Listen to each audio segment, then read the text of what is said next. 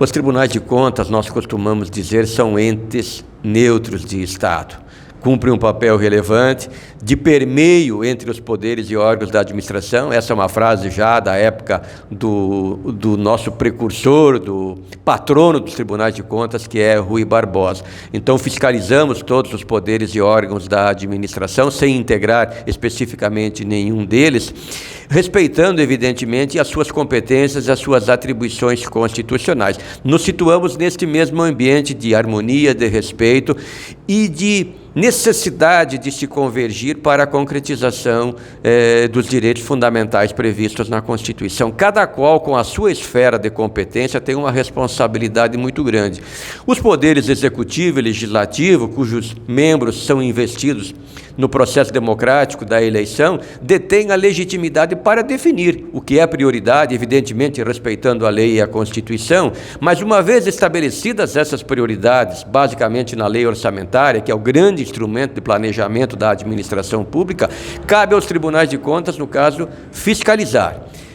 Ministro Carlos Aires Brito, do Supremo Tribunal Federal, com grande experiência no controle externo brasileiro, já repetiu a frase de que os tribunais de contas não são governo, e de fato não são, mas ajudam a impedir o desgoverno, na medida em que fiscalizam, que atuam preventivamente com a concessão, por exemplo, de medidas cautelares, com a resposta à consulta, com orientações, um trabalho pedagógico e preventivo. E também ajudam quando, eventualmente, aplicam sanções, porque a aplicação da pena, quando cabível, tem a finalidade não apenas de sancionar, de imputar um apenamento àquele agente público que praticou um ato irregular, mas servir também de exemplo. É uma ação pedagógica para dissuadir a prática, eventualmente, de outros atos irregulares. Assim, no contexto da democracia brasileira, da República Federativa do Brasil, cujos objetivos estão postos lá no artigo 3º da Lei Maior,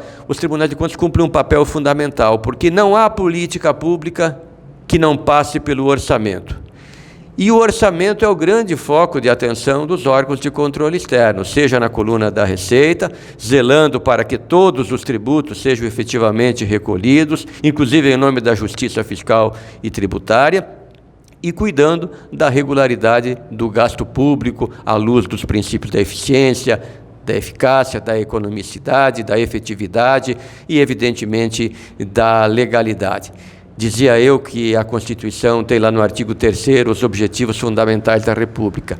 E há ali um que me parece concentra todos os demais, a busca do bem de todos. Esse é o grande objetivo da República, cuidar de todos os brasileiros e de todos aqueles que aqui vivem à luz dos princípios que ela estabeleceu. Os tribunais de contas têm um papel, digamos assim, de validação na concretização desses objetivos, em particular desse que sintetiza todos os demais, a busca do bem de todos.